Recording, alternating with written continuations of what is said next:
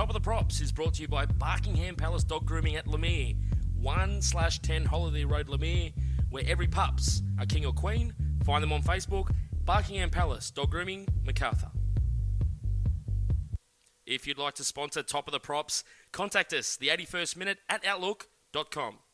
All right, so we're now into episode 4 of Top of the Props. It goes so quickly, and we're very grateful, again, as we are every week, to have another superstar, another legendary front row of the modern era on our podcast.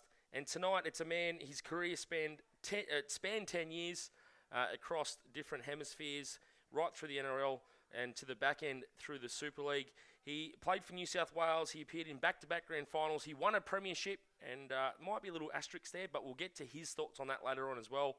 It's the great man, Ben Cross. G'day, Ben, and thank you for being with us tonight on Top of the Props. Oh, pleasure, Curtis. Thanks for having me. Great to be here. All right, so let's get straight into it. So, look, I obviously, Ben, I know a lot about you just growing up and watching football in the first place, but delving a little bit deeper into your career, the first thing that stands out to me is not necessarily the fact that front rowers develop at a later age, and even though I never played, first grade and all that, I knew myself playing park footy that the longer you go, the better you get in the front row. You didn't debut till 24, so before we get to that with the Canberra Raiders in 2003, I want to hear your story growing up. So you were born in Wagga, or so good you call it twice, Wagga Wagga. And then you moved across. So good it is. Yeah, that's right. And then you moved across to Bateman's Bay. So can you tell us a little bit about your development through, I guess, from where you started until your teens, and tell us how or why it took so long for you to get to first grade? Yeah, it is a bit of a long and different story. Look, I grew up playing soccer and cricket. Soccer? Where did you play in soccer? I played soccer in Wagga with the Tolland Wolves, and then played at Bateman's Bay.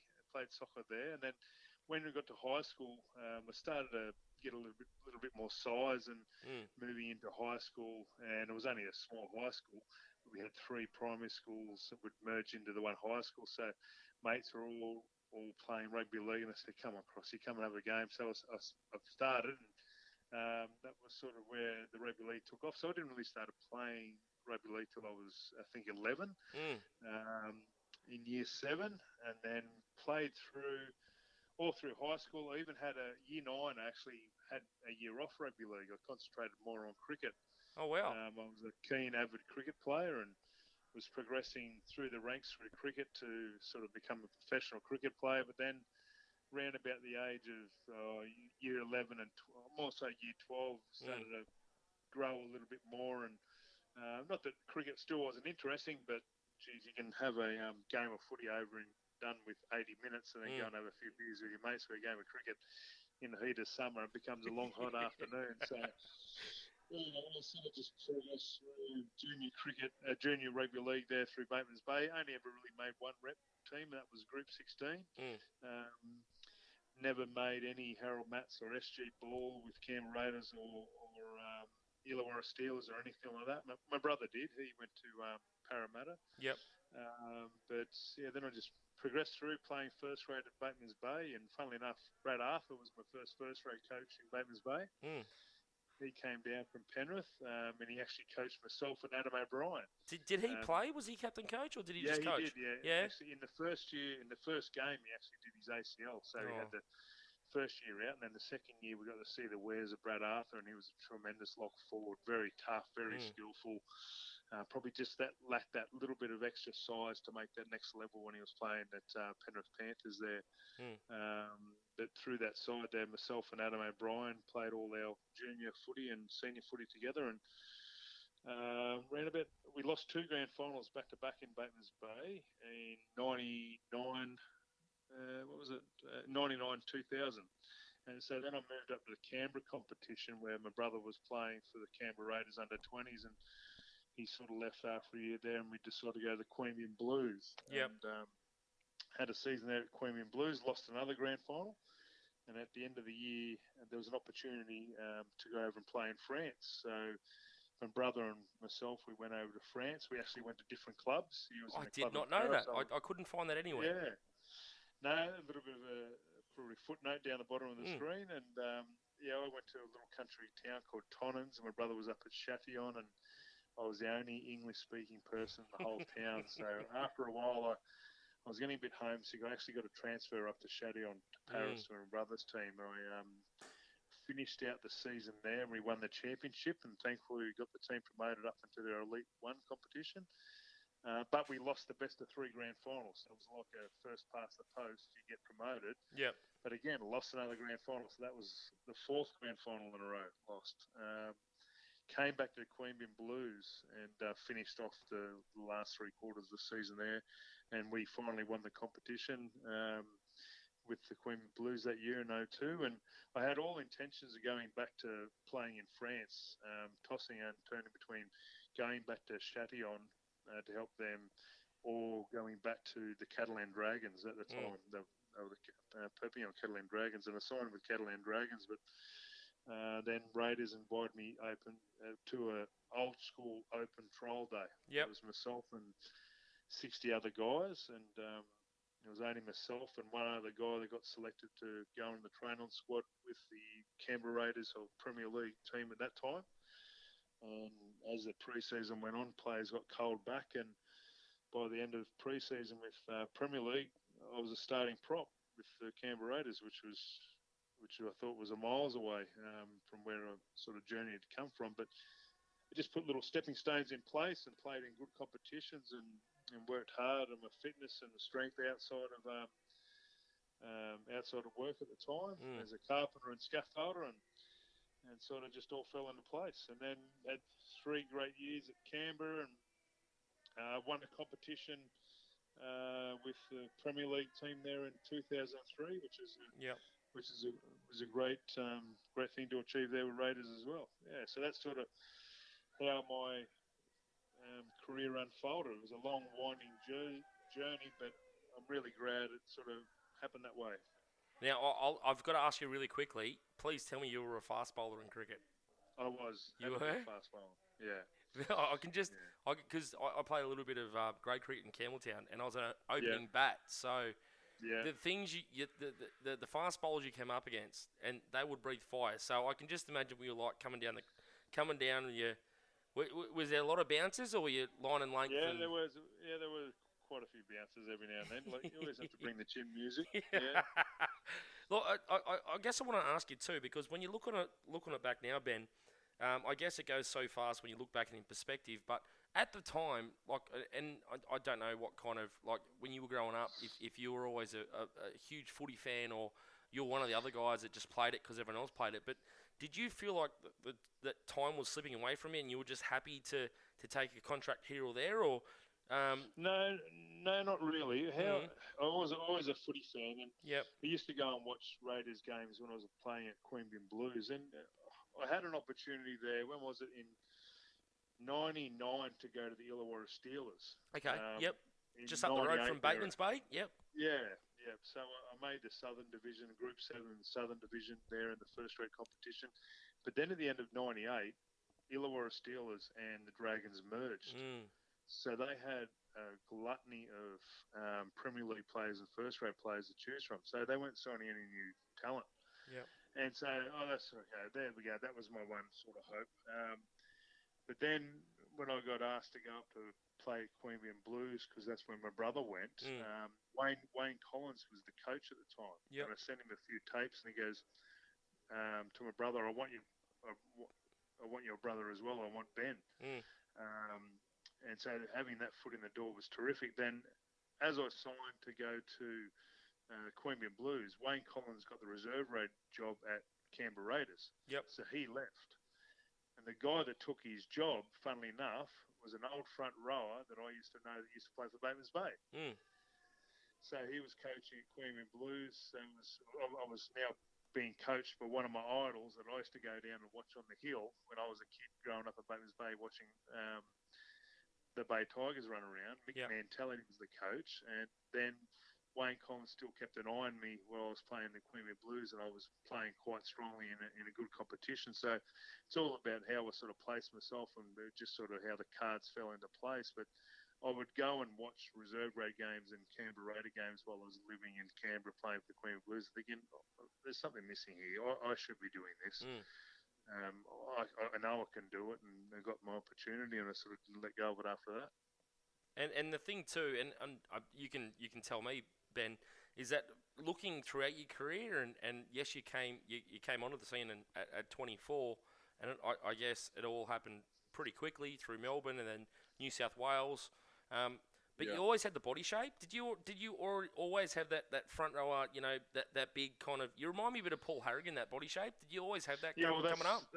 That's sort of who I try to emulate. Yeah. As I was growing up. Yeah. Like you sort of watch a couple of players that you really like. You end up sort of morphing and playing and training and looking like the players that you aspire to be. So it wasn't sort of any accident that I sort of looked like the Chief when I sort of played, because I emulated a lot of my game off him. Yep.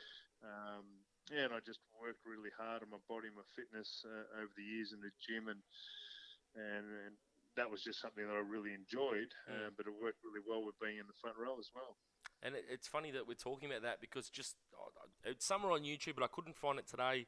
It could have been an Origin game, or it could have been a Knights game. I can't remember what it was, but there was a mannerism during the game where you kind of got up and there was a stink, and you were pointing fingers and you were getting in everyone, and it just reminded me of the Chief.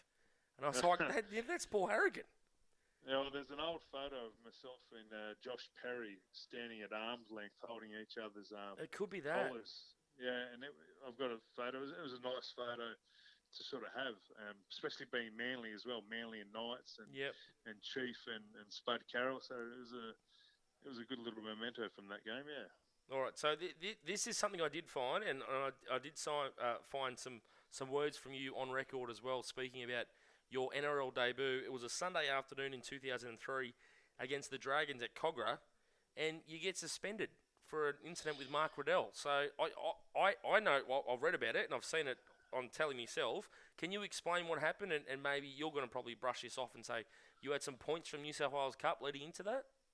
Exactly right. Yeah. I had some carryover points from New South Wales Cup, and I think it might have been a very low grade high tackling reserve grade, and carried 75 points. And at the time in the NRL, they were trying to crack down a little bit of unnecessary force on the head or neck on players. And virtually Mark Riddell was on the ground. I tackled Mark Riddell, put him on the ground, and I sort of levered off his sort of side of his head and that with my forearm. And it just so happened to be right in front of the referee and right in front of the sticks. And I was done after that game. It was only about like a 50-point sort of charge, but because I had the 75 points before that, it led to a week off. And I missed playing for New South Wales residents at Game 3 in 2003 before the curtain raiser for the Origin game. So I didn't miss any games for the Raiders, but I unfortunately missed out playing for New South Wales residents. And you mentioned too, just before leading into your first grade debut, you got the taste and you were sitting there in the crowd and you were saying, look, this is something I should be doing. I've got the talent, I've got the size, this is me. Yeah. Did you know that first game at Cogra, like obviously there's a difference between, and a lot of players get caught up in the, they make reserve grade or they make flag. They're happy to be there. They have the shower. They got the shirt on. They're in the crowd. A few girls might look at them. Yeah. But to actually have that taste starting at Cogra, did you realise, obviously that the sun's going down in midwinter and that's where you had to be? That was you? I was never satisfied with just getting the tracksuit. Yeah. And after I played my first grade game, I was starting to put in places like, how do I get a New South Wales Origin jersey? It was just about my mental makeup and how I'm sort of wired, that I'm always striving to get a little bit more or get a little bit better and become a better first grader. What's next? Okay, I've got that first grade jersey. I've got that game out of the way. Okay, how can I get the next one? And I still had a lot of development to go as a NRL first grader. I still went back and played a little bit of reserve grade. Well, in 2003, I only got to play 3 first grade games. We had quite a strong first grade side that year to crack into. And then I was punctured with injuries in 2009. 2004 started the first 6 games. got a herniated disc in my back, which led to a bit of neural problems and strains in my calves. So that was always a bit of a setback. And then 2005, I got to play 15 games. Again, a couple of little injuries and drop of form, a couple of games there and a suspension, I think. So I only picked up 15 games. So it was a bit of a stop-start sort of start to my career. The injuries in 2004 really hampered it, but it was something that I really had to get on top of early on, being a herniated disc in my back. It really would have plagued me throughout my whole career, but got on top of that and sort of just set me back a little bit when I just hit the ground running, really. And if you look at those early 2000 sides, I guess it's forgotten or not respected enough is what Matthew Elliott did with those Canberra squads of the early 2000s. Yeah. A couple of semis. Yeah. And obviously some very, very good players in those teams, but I guess one of those things that people forget is Matt Elliott, lovely bloke, and he's very, very funny on, I think it's ABC Grandstand he's on now with Andrew Moore, but that's right. He was a bloody good coach, and he done something amazing with those squads in the early 2000s, didn't he?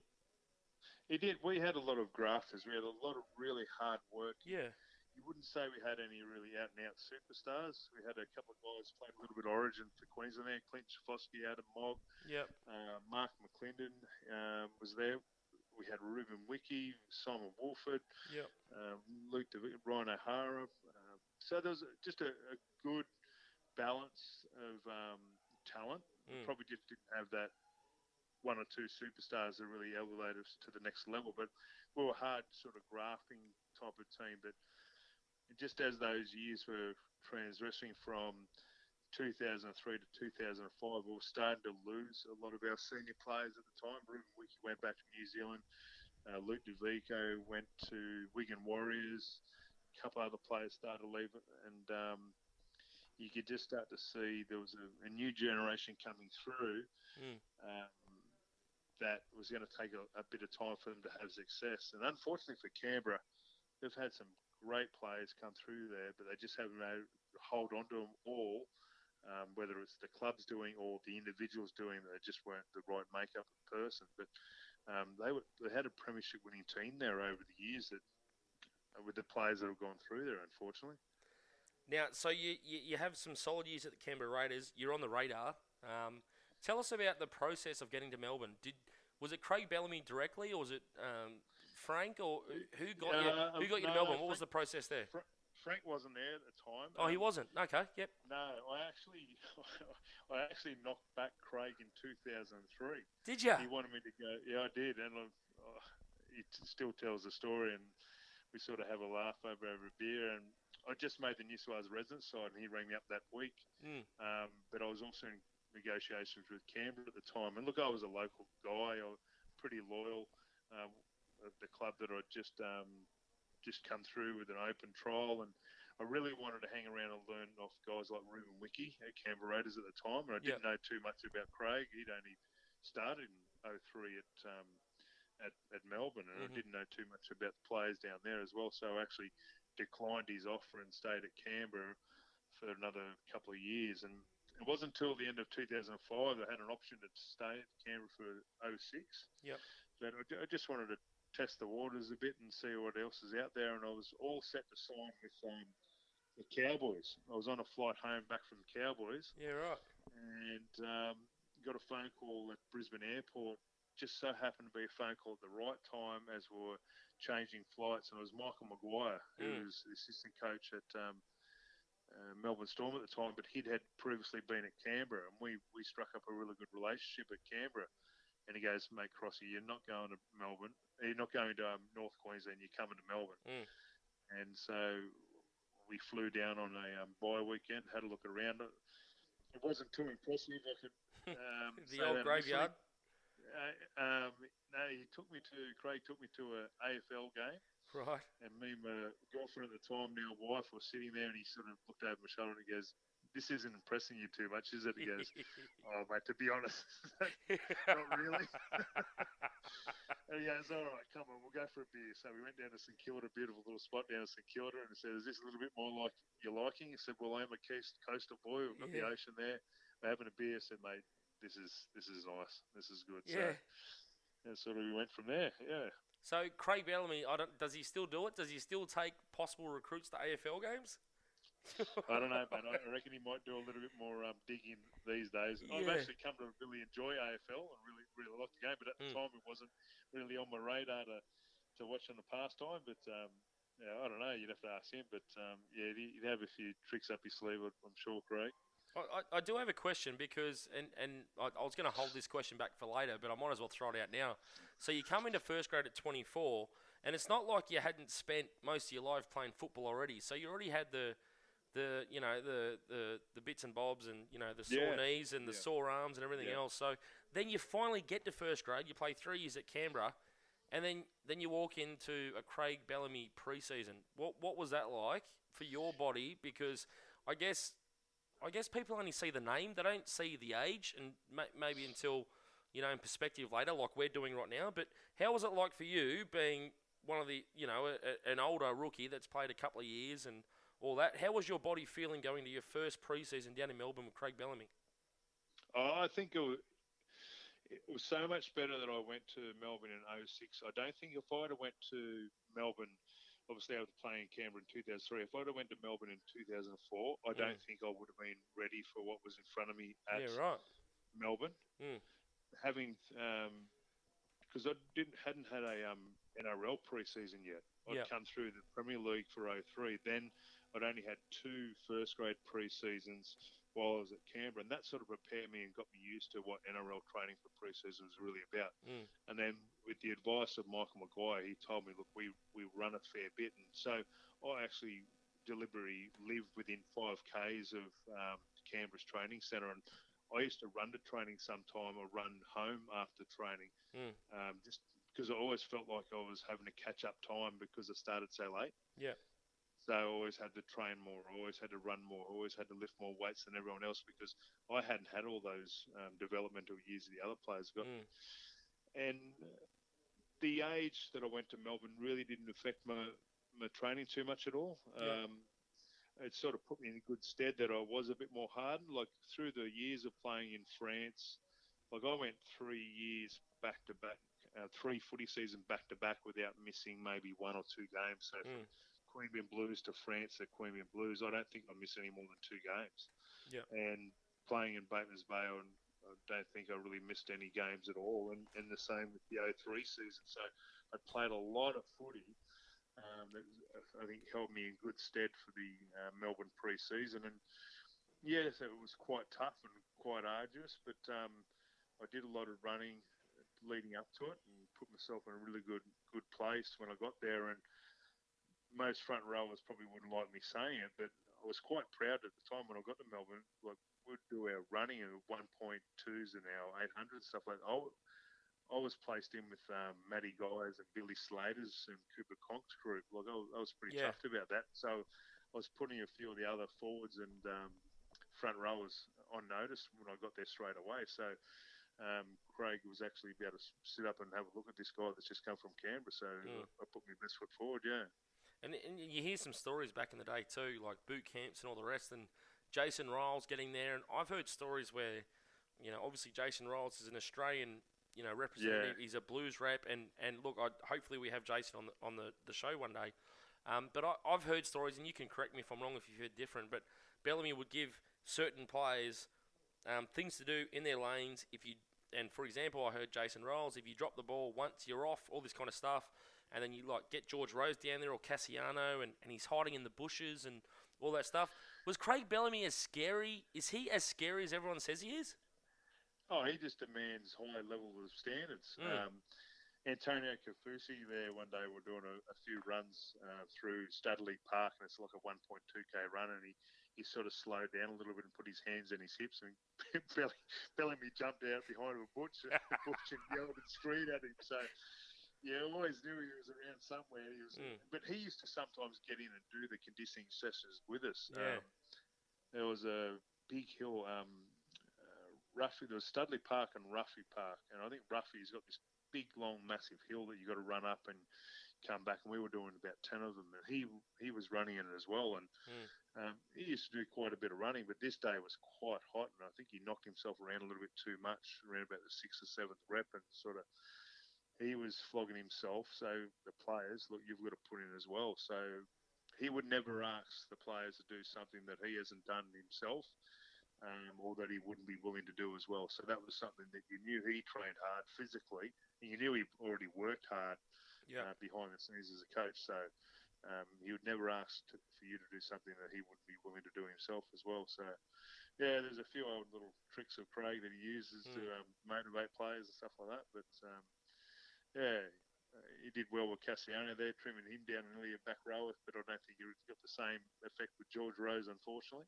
Well, Cassiano trimmed down, didn't he? But I guess Bellamy didn't get the results out of it because I guess Sam didn't stay down there long enough. But he's obviously he's got a plan and it works. I do want to ask you too before we go into. Well, actually, I'll take that back. I've just thought of another question that's not on my piece of paper, and I guess this is I guess your chance to give a tribute to Craig Bellamy as well. Is that a lot of people forget they talk about Craig Bellamy, particularly people in Sydney, Ben. That people love to hate, and it's jealousy and all the rest of it. And I'm not one of those people. I respect what Bellamy's done. People forget that for a long time there, and I don't know now if they're living together or his family's down in Melbourne with him or whatever, but for a long time there, his family was up in Queensland, weren't they? Or was it Sydney? Just wherever it was somewhere. And Bellamy just said, "No, I'm going to stay here." And every year just went on and on and on. He has missed his family for years to make this club what it is today. Yeah, he sacrificed a lot, Craig. His family was still on the Gold Coast. His wife and kids were up there, and they went through schooling. And now Aaron, I think Wendy are down in Melbourne. His daughter Rachel's up on the Gold Coast, but he was used to fly back and forth quite a bit. And that happened from very early days when he was at Brisbane. So he was obviously started as assistant coach at Brisbane. Or he actually started at Raiders first. Yeah. Coached a premiership winning under 23s there, then went up and did a little bit of SSC work as well with Brisbane before moving into more of a coaching role. And then when he was down at Melbourne for a lot of time, Wendy and the kids were up on Gold Coast, so he sacrificed a lot of time, fully invested into his rugby league career. Thankfully now Aaron's working for him side by side, and he's got grandkids that he gets to see and spend time with, and his wife Wendy down there as well. But they still have a place up at Gold Coast to see their daughter Rachel. So yeah, he's been there since 2003, so nearly 20 years or so. So. And that's a little bit of why the club has had, well, it's not a little bit, it's a lot of reason why the club has had so much success over the years, that stability of that same head coach, instead of chopping and changing all the time, like a lot of clubs seem to do and try to want to have immediate success. You remember Craig started in 2003, didn't win his first premiership to 2007. Yep. Some clubs wouldn't be that patient with their head coach. So goes to show that if you're going to invest in someone as a head coach, you've got to do it for the long term. I spoke to Shane Webke in episode 1 of Top of the Props, and one of the first things we spoke about was the 2006 grand final. Now, Melbourne, you guys, you'd won 20 of 24 games, won the minor premiership by 8 points, and I think Canterbury were in second place. You guys were hot favourites to win this grand final. Now, Shane said he believes, and you can go back and listen to this if you haven't had a chance yet. He said that what let Melbourne down that night was the fact that you guys continually tried to beat Brisbane through the middle, which is interesting because, with all due respect to the halfback at the time, Shane Perry, who Shane had a lot of great things to say about him, and as an old Magpies fan from Campbelltown, he played for the Magpies in '99. They had a reshuffle through the year, and Hodges, I think, went back to fullback, and Hunt went to the wing. Is that fair? Did you guys have you watched that game back? Do you think what Shane said was fair? Yeah, I've watched it back, and they changed their game plan as well. They did more dummy half runs in that game than they ever did the whole season. And we were pretty uptight leading into the game. We were a very young squad. Yep. We looked back and we even knew come the grand final breakfast, which was at 8 o'clock in the morning, wasn't it? Something stupid like that back in the day. Yeah, you got to wear a suit and all that sort of stuff. And it was terrific. It was a great tradition. I hope they keep it or bring it back on. It was a terrific tradition. You get to go to the grand final breakfast, something that was just awestruck to be at. Yeah. But we were a bit uptight. we had a fair bit of pressure being the minor premiers, very young squad, not a lot of big game experience at that time. There were a handful of boys that played a little bit of Origin, but Cooper Cronk hadn't. Billy only had a little bit. Cameron Smith had only played a little bit. Matty King a little bit, but not to the extent of where they were, say, 5 years down the track. And we're coming up against a pretty formidable Broncos team. Their forward pack was nearly all internationals. Yeah. And it wasn't that we tried to just take them on through the middle. We just, not a lot went right for us that night. I think there was a couple of dubious calls. There was a obstruction call. There was a stripping call that, without that being said, we were way off being at our best. Even Cameron Smith got injured that night as well. Yep. And when does he get injured? So there was a few little things. It was just one of those games that I think the harder we tried, the game was just more slipping out of our grasp. And you know what? To share the field with Shane Webkin his last game, as much as it fucking pains me to say that we lost the grand final. If you're going to lose the grand final to someone, it's going to be his last game from one prop to another. And we had some great battles that year as well. Some really good games against each other. Good luck to Shane. He won't give himself. He won't give himself a compliment either.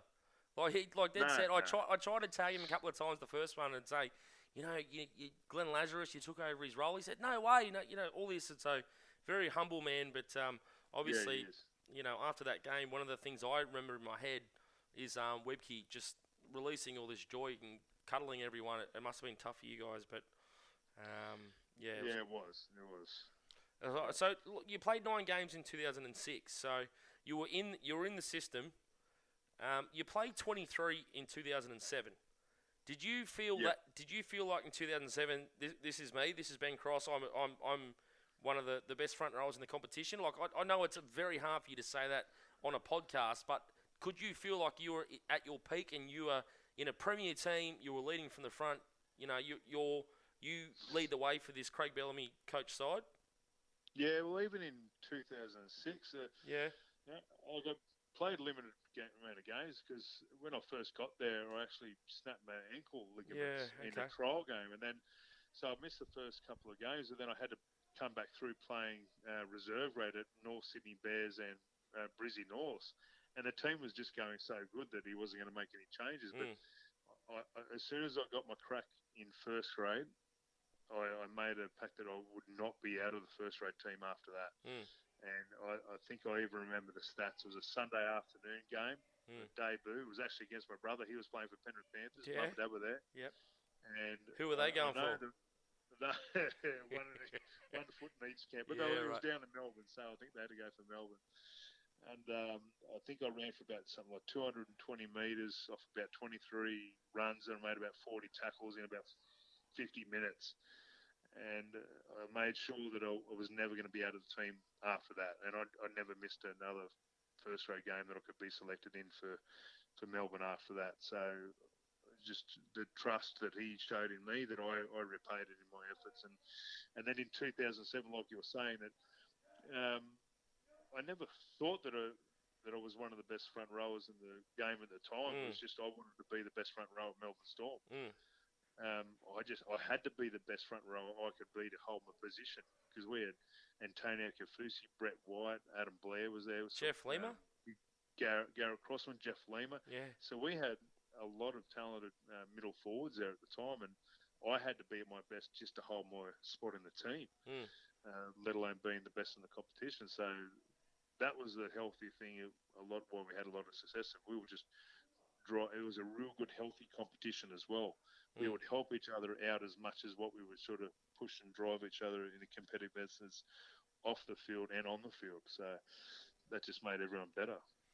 You mentioned before that you lost 4 grand finals in your junior. Was it more than that? Yeah, it was 99, 2000, 2001 over in France. So yeah, four in a row. Yeah. So you're sitting there in 2007. You're playing Manly. And another thing that sticks out in my mind is the moment Mick Crocker, who was a dead-set psychopath on the football field, when you could shoulder charge, murdered Brett Stewart on the field. I don't want you to give too much away, but and if there was no such thing, let me know. But was there anything during the week saying, look, Snake is their most lethal weapon, that we need to find a way to get him out of the game? Or was it just Mick Crocker, eyes rolling in his head, saw a chance and took him out? Mate, I think he just saw it was like a red rag to a bull, and Croc just pulled the trigger and just let go. He got Billy Slater just as good as he got Snake. Yeah. So Billy didn't finish the game too. I think if they had HIA back then like they do now, we probably would have lost Billy as well. So, thankfully they didn't, or we would have been without Slater. Would he have got sent off for that now? He probably would have got 3 years. Imagine he would, yeah. First point of contact and shoulder, head, neck sort of area. But yeah. How did it feel winning that game? After everything you'd been through to get to that point, how did it feel? It was unbelievable because even the week leading up to it, I tore my hamstring in the major semi-final the week before, and on a Wednesday training session at of all places, Cogra, I ruled myself out of the game. We were training, it just wouldn't get right, and then Wednesday was a big day. It was grand final breakfast. It was a lot of stuff during the day, a lot of media, a long day on our feet. Then training session, just hamstring just couldn't handle it, and had a good night's sleep and woke up Thursday a little bit better and fudged my way through a couple of running sessions, and I sort of had to get through a fitness test on the Friday afternoon, and I sort of pushed myself to the point where just before the point of really, really tearing it, and it was enough for Craig and it was enough for the physio staff. And I sort of fudged my way through it actually to get in the game. So that alone was a massive hurdle, and it was actually sort of a good thing because I didn't think about the game too much all week. I was more trying to get my leg right. And then as that game went on, and that final siren went, we sort of went into the game knowing we weren't going to lose it after the disappointment from last year. There was just a steely look in everyone's eyes, and we didn't even have to say anything. We just how we went about our business, that we're going to win this. We just got to do our individual job, and that's what we did. And Manly put up an amicable fight. Not everything went our way that night, but they just couldn't get near us that night. Because we just had that steely determination. And that's what they say too, right? Like, you got to lose one to win one. So, I wouldn't. You don't agree with that? If you from now on, get in them, win them. If you get in them, just win them. It's the thing though too, right? Like, it's easy to say that, and we'll talk about your coaching in a minute. And I'm sure that's your mindset, and you find different ways to try to teach your players. Whether you're an assistant coach or you're the head coach of the New South Wales Women's State of Origin team, you've got to find ways to try to, like, just get them in that psyche that it's, you don't have to lose. It's okay. You can get in there. It might be your only chance. But we'll get to that. We'll get to that in a second. And look, Ben, I don't want you to speculate in other people's careers, but I want to bring you to the point where I guess there's a conception out there that when a forward leaves Melbourne, and I'm sure you've heard this and read about this, and you may have talked about it before, and you probably know what's coming. But when a Melbourne Storm forward leaves the club, that they generally play like bastards wherever they go. And that is just the conception out there. And I guess statistically, you might say they've gone to different systems and they haven't kind of fit in because Bellamy is so structured that they absolutely know exactly what they have to do. But a tip to your cap is the fact that you leave Melbourne at the end of 2007 and you're off to Newcastle. You play for the Blues at the Knights. Have you thought about that before, that you made the Blues? You went on and stepped up after you left Melbourne? Yeah. I think I just took the same traits and everything I did at Melbourne and just applied it at Newcastle. And we're in a pretty good team at Newcastle at the time as well. Probably not like a top 4 team, but we had Steve Simpson, Danny Badeiras, Adam McDougall, Kurt Gidley.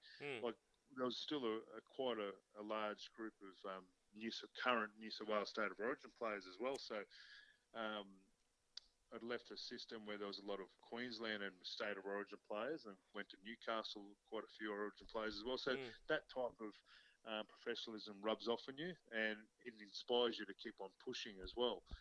That I have them drop back a notch here or two at a different club. That probably wasn't the same pressure or quality in the middle forwards or the forward pack there that was pushing each other as what there was at Melbourne at the time, but you still needed to hold yourself to high accountability, which what I've always sort of done my whole career. And then sort of progressed through and got to play City Country. I had a really good City Country game against City, and we had a draw, I think, 22 all. That was your second country game? That was a second country game, yeah.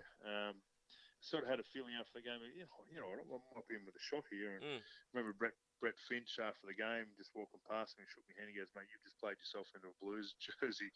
Yeah. And I just sort of brushed it off, sort of thing. And then eventually how I got the phone call was a little bit different, though, because we still had Monday night footy back in the day.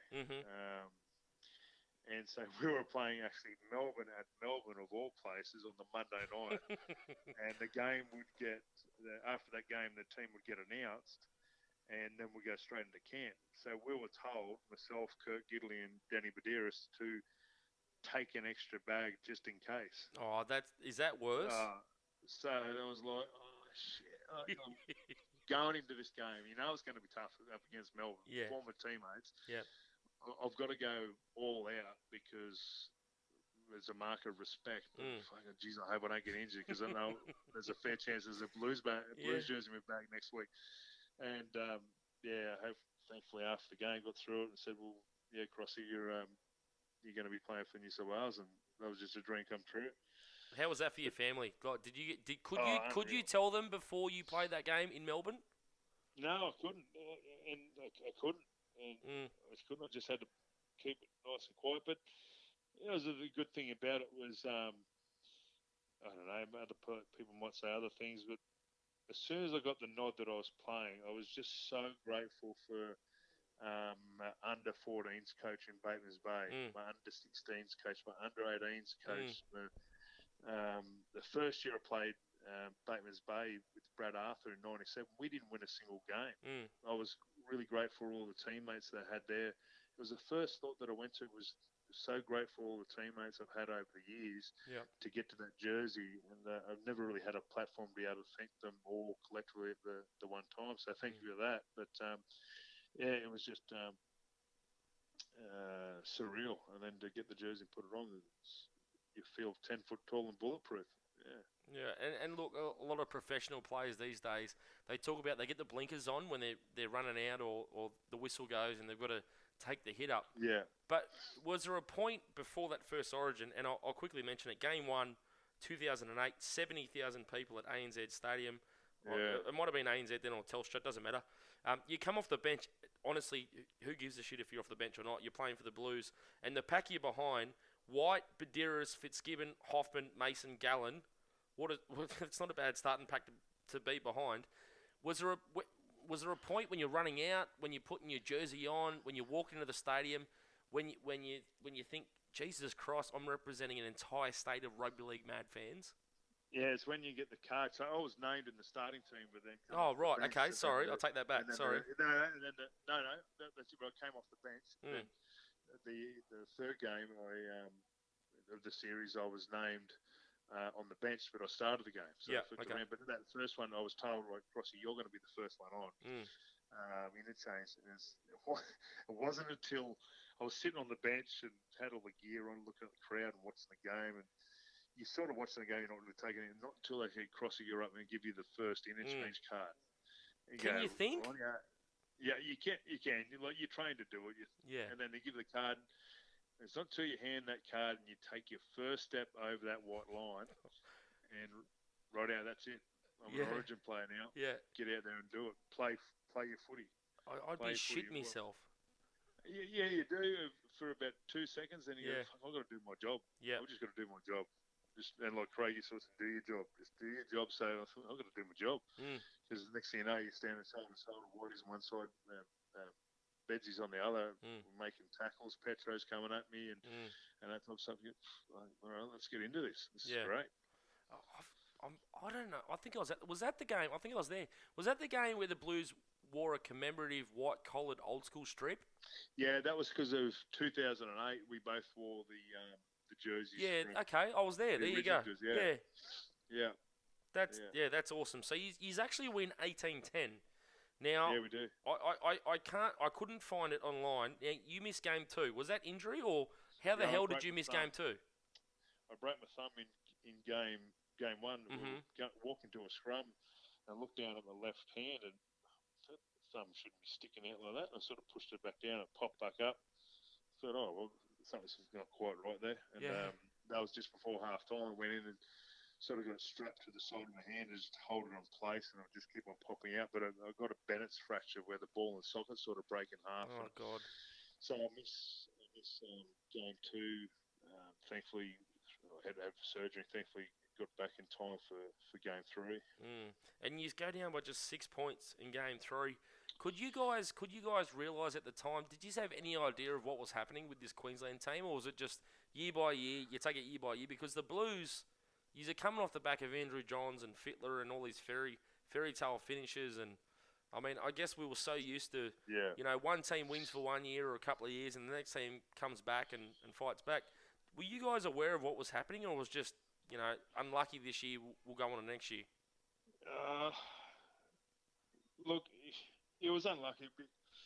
It was really unfortunate how we lost too, because the little shape that Thurston put on the left edge against our right edge, you know what?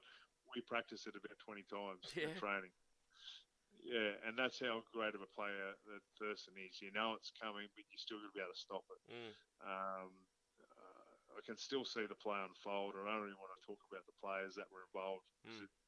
For one of them, it just wasn't his fault. It was just unfair. And just Thurston with his little show and go, and he gets through it. I think he passed it back inside to Lockyer, and Lockyer scores and wins the game. So it was just a play that, that's how good he was, that you could practice defending against it as much as you like throughout the week leading up to the game. You know it's coming. And then when he pulls the trigger and decides to do it in the game when it really matters, we just weren't able to do our job. But, I remember the play. I remember the try. By this stage, Ben, you've won a title. You've cemented your spot. And whether you want to admit it or not, you've cemented your spot as one of the top front rowers in the game. You've played for the Blues. And you're also picked in the extended World Cup squad. You couldn't have thought at this point that you were never going to play for the Blues again. I know there's different things that happen. I mean, you mentioned a thumb, so you broke a couple of thumbs. Did you snap your biceps as well? So, just leading up to the... so I got to play for the Prime Minister's 13 at the end of 08 and just missed out on... Manly were going really good that that's year, right. And they ended up winning the premiership. So, you can imagine they made up a lot of the Australian team, so did Melbourne. We lost that World Cup, didn't we, Ben? We did. So, we did. Yeah. Anyway. What about godsend? But, and then, just starting to get some good form leading into the 2009 Origin series, and you start to hear a few whispers and talk about different positions that are going to be in the team, and I could have sort of imagined that my footy was going all right, and I'd played at the Origin the year before, and go out on a Sunday afternoon at Campbelltown Stadium against West Tigers, and I get a Taniela Tawaki, remember him? The tank. He was a freak. Oh my God. Come across to make a tackle with my left shoulder, and his knee comes up and gets me right in the bicep and just pops it straight off the bone. And so it recoils and just sits up underneath my armpit. What did that sound like? I couldn't really remember at the time, but just bang, and it wasn't working properly, and I tried to make another tackle. I think, something's not right here. I ended up going off, and that was it for that year. And Craig rang me after the game because he was watching it and said, "How are you?" And I said, "Mate, I think it's gone." He goes, "Mate, you're going to be the starting front row for game 1 and hopefully for the whole series in 2009.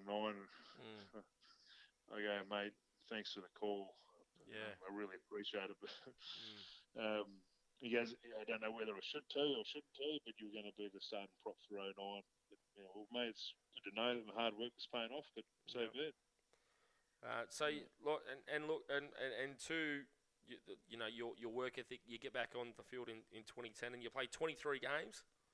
Yeah. You're on record in 2010 at the back end of the season, and I'm paraphrasing here, but you said on record you were comfortable with the fact that you had to put your family first with your next contract considering your age. So were you kind of accepting the fact that, hey, look, I'm getting these offers from England. There's some good money there, and I think it was still good money back then, more than I guess it was. I guess it was still at that time there were more Aussies going over there for better money than Poms coming here.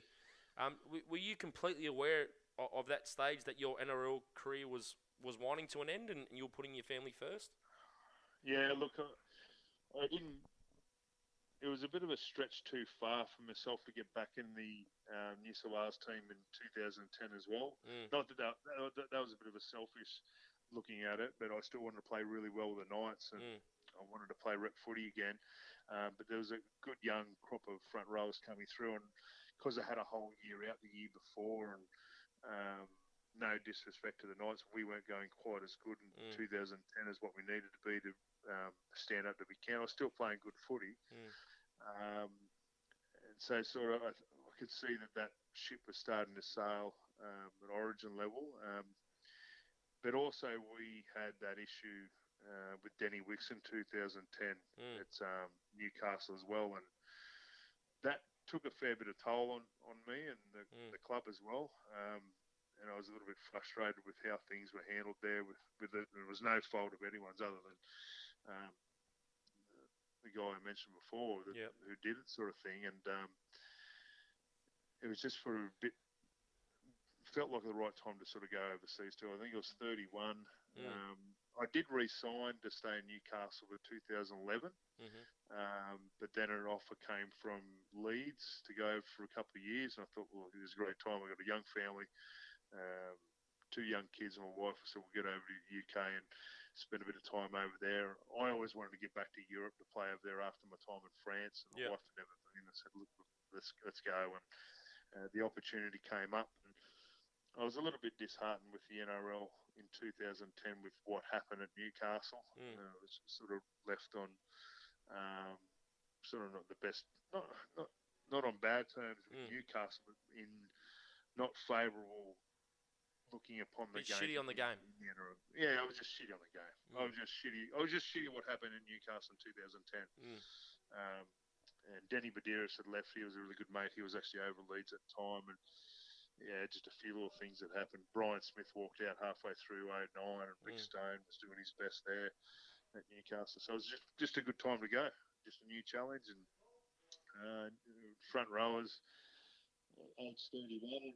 I'd played a lot of footy by then. Not a lot of NRL footy, but I knew my body was starting to sort of take its toll on the footy that I played previously before I was 24 as well. And when I came into it, it was the right time to go. It was a good opportunity. Yeah, and look, I did mention that at the top of the interview too. I mean, the fact that you came in at 24, was that always in the back of your head? Did you get to enjoy your career, or was it always like you were chasing time and trying to do the best for yourself and your family? And no, not really. No? Time really stood still a little bit for those couple of years in Melbourne, 06 and 07. Even at Raiders there, I was a young, oldest type of guy. But just for my own aspirations, I always felt like I was just chasing something a little bit more, given the time that I'd started a little bit older. And that's why I was really proud of the fact that I did debut at State of Origin when I was 29. I could have really given up on that dream. You know, who's going to think making State of Origin when you debut at 24? That's not a chance this can happen. But just always put those goals in place.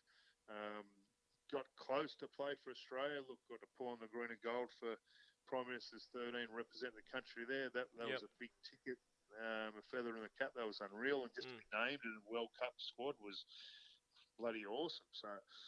From where I come in 24, so I thought I'd achieve a lot in a short amount of time, and then the opportunity to go to UK. So everything I wanted to do in my career, besides really pull on the Kangaroos jersey, I got to do. So I couldn't be any happier. All right, so let's talk about 2010. So you're at the Knights. And where were you when you got the news? And I'm sure being in the game, a little bit, more into the game, day to day than someone like myself who's, on the outside. But you must have heard some whispers. But where were you when you found out that officially David Gallett was going to the media and your 2007 premiership was officially, and I say officially, obviously, you still won that game. How did it feel when you found out that was gone from the record books? Yeah, Robert Dillon rang me, actually, a reporter in Newcastle there. I just dropped my wife and child off at the airport, and they were going up to Redcliffe to see my in-laws, and I had to pull over, obviously because he didn't want to talk on the phone, but pull over and just have the conversation. I was just dumbstruck. Were you pissed off? Were you pissed off originally? Well, no, I think I was too confused to be pissed off until it all sort of started to come out. I got home, put on Fox News, what the hell's happened, and spoke to a couple of teammates from Melbourne at the time, and then eventually sort of spoke with. I didn't really get to speak with Craig really about it at all, and then, mate, there's not much I could have done about it being in Newcastle. I just had to absorb it, just let it play out in Fox Sports News, really, and talk to a few of the players down there from time to time how things were going with it. But it was sort of like a final thing. Once they made their decision, that was it. And it was really strange how it all came about as well. That just like that, I got a phone call from a reporter. And, oh, yeah, shit, okay. Yeah. And really didn't know about the repercussions of it until a little bit later. And that's the thing too, because I guess I can understand a lot of other people saying, oh, well, they've cheated, so that grand final, that premiership, or those premierships don't exist. But I can also see the other side too, which they'll probably get up me for this as well, but I can also understand that you done the time and you done the preseason, you played the games, you went through all that.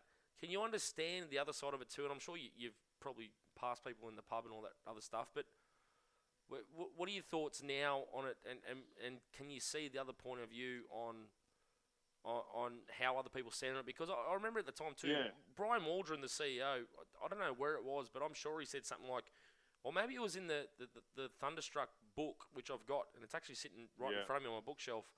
I can't remember his name. He's a Melbourne journalist who wrote it, but there's a quote from Brian Waldron that said, well, everyone else is bloody doing it. But it's one of those tough things. You know what I mean? Like, where do you stand on it now? Well, you got to be careful what you say there in certain aspects of the game and where it's at. But I'm not asking you to say if other teams are doing it. No. Like, the funny thing with Brian Waldron is I remember one of the first days in 2005 off pre-season for going into 2006. He sat us down in a big room and he all sort of looked at us and goes, if any of you players ever bring this club in disrepute, I will sack you and sue you personally.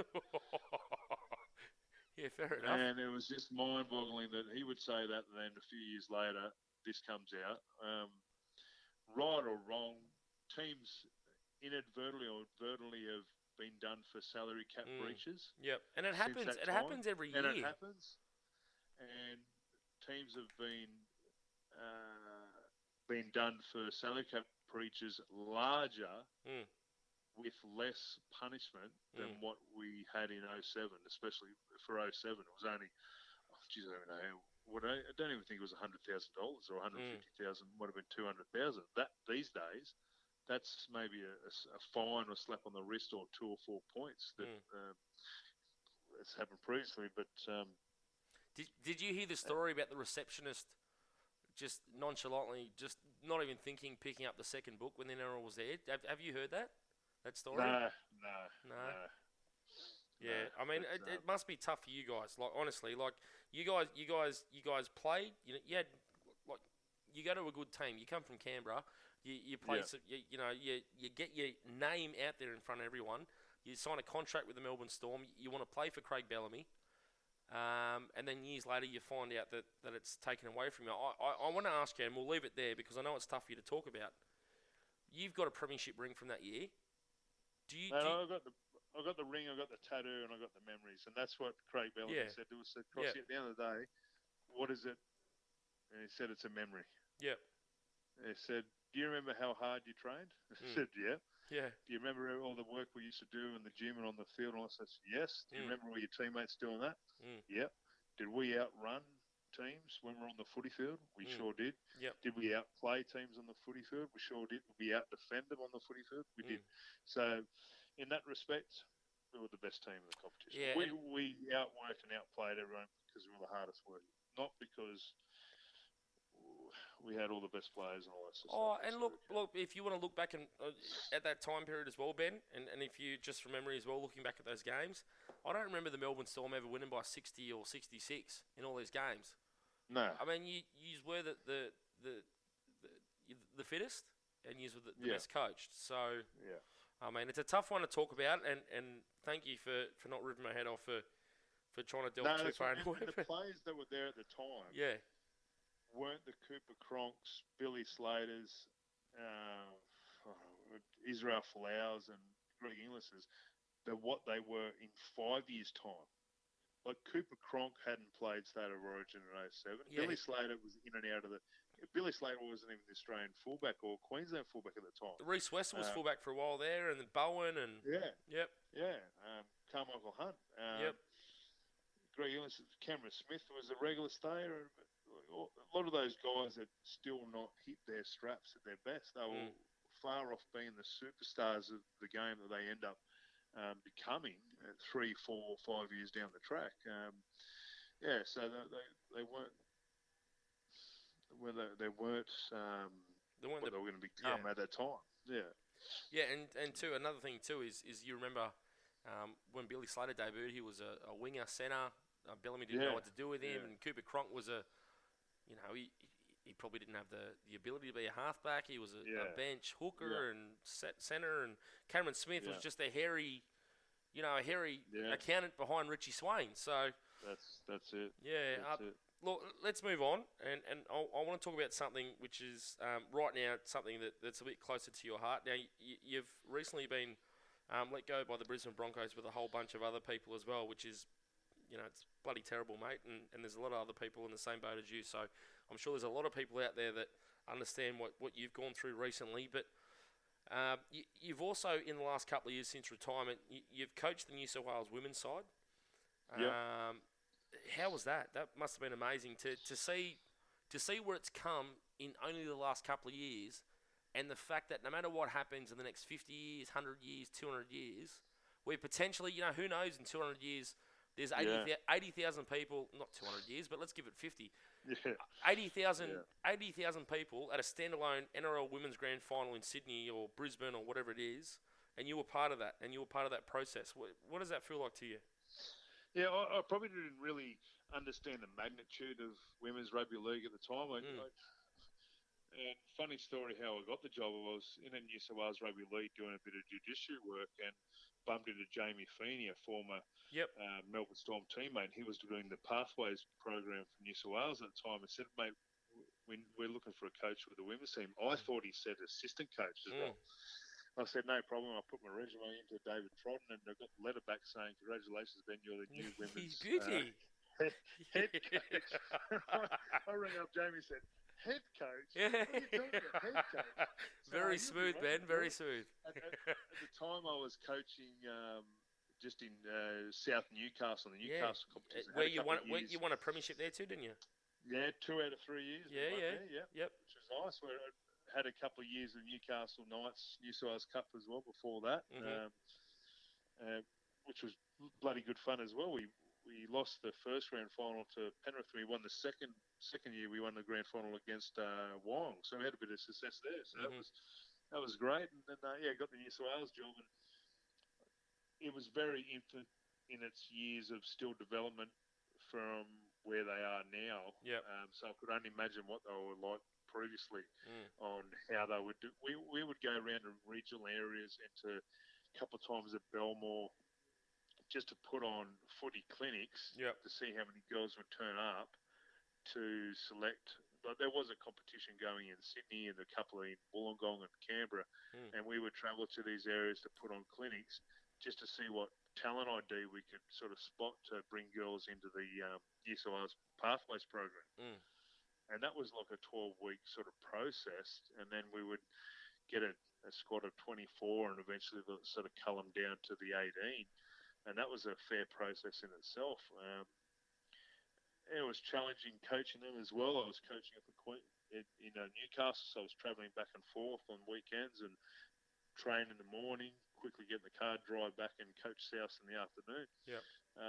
But it was such an enjoyable, rewarding. You really had to be tested as a coach there because you needed to coach them like they were an under 8s or under 12, under 10s, under 12 team. Start from the start. Not to be derogatory to them. Of course. In their playing ability, but just their knowledge ability, the knowledge of the game, the whys they need to do things. So why we need to run this line, why we need to get to that sort of field position, because they were all athletic, could play the game from playing touch footy and Oztag and stuff like that, and even playing rugby league, but they hadn't been coached in the smaller intricacies of rugby league. And once I was able to do that, I remember Alana Ferguson coming up to me one day and said, "Thanks, Crossy. That's just something we've never been told before, is why we do certain things." So that was a really nice pat on the back to hear from the players that I was actually making a difference. Ben, sorry, no, you're right. Go, sorry. Yeah. No, I was just going to say, I didn't mean to cut you off there, Ben, but... No, you're right. Is the end goal, do you want to be an NRL head coach? Oh, most definitely. Yeah? Yeah. Yeah, and like, as you mentioned before, that have been made redundant, unfortunately, at the Brisbane Broncos at this time, and a tough decision by the club. I know there's a lot of people at the moment, because there's this bloody invisible enemy out there disrupting the world at the moment, but that's, look, I've said to a lot of people, it's going to be a chapter in my book that'll go in it, and it's the dream and the destination is still the same, but just the journey's got a bit of a detour at the moment. So that's just how it goes, and I'm nowhere near NRL head coach material as it is at the moment. This was only my second year being in the NRL as an assistant coach too, so still had a lot to learn and was looking forward to doing a lot of learning at that level as well. But in saying that doesn't mean I still can't stop learning. I'm actually going to University of Queensland, doing my sports grad cert in sports coaching. So while I can do that, I can still learn how to be a better coach as well. So that's definitely a dream, and that's definitely a destination. Well, you're on the right path, mate, and anyone that listens to this podcast tonight will certainly agree with that as well. And I'm cheering for you, mate, because we need to see more front rowers coaching first grade sides. Dean Pay, I want to get him on the show, but we don't know yet if he was a front rower or a back rower. He played enough. We might get him on there. Mate, there's a fair few former front rowers that go into head coaching. Yeah. Like Siebes is a former front rower. Is he? Matty Elliott was a front rower. I didn't think Elliott was big enough. Yeah, no, he was a front rower. Yeah. He would probably say he was a slash back rower, front rower. Yeah, right. And I reckon he was a front rower slash back rower. That's what I'm saying though, Ben. Like, and I hope this podcast does something for front rowers, because everyone we've had on so far, everyone goes, "Oh, front rowers, you can throw them away. You can throw them, they do their dash and get them out of the way."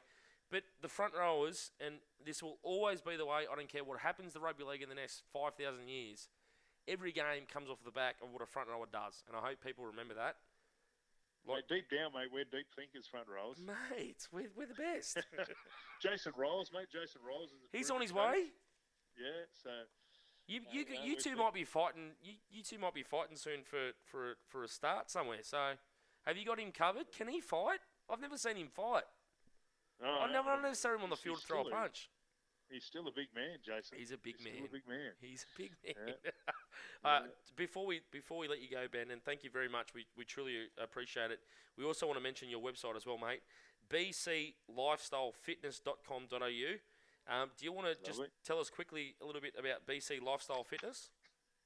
Yeah, well, that's when I got back from the UK. I did my personal training qualifications when I was playing in Canberra Rays, and since then I've sort of gone on to do my level 2 strength and conditioning as well. So I had a business down in Newcastle as a personal trainer, doing small group fitness. At the moment and one-on-one type of stuff. But unfortunately, at the moment, you can't do anything. You can't do a lot with it at the moment. So well, everyone's drinking that much at the moment. By the time everyone comes back to you, they're all going to be 10 foot sideways, and yeah, that's right. That's it. Right. You're gonna have to work for you afterwards. Yeah.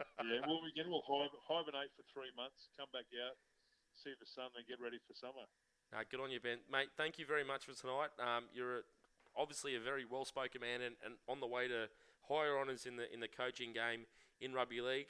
Thank you very much for tonight. We've gone a little bit long. I think we've beaten Webkey. This is an hour and 10 minutes and 30 seconds. So it does go quickly. Yeah, so we're just talking crap. And time flies when you're having fun, doesn't it? You're a good man, Ben. Thank you very much, and we'll talk to you again. We'll get you back on soon. Pleasure. Thank you for having me. Thanks, Ben.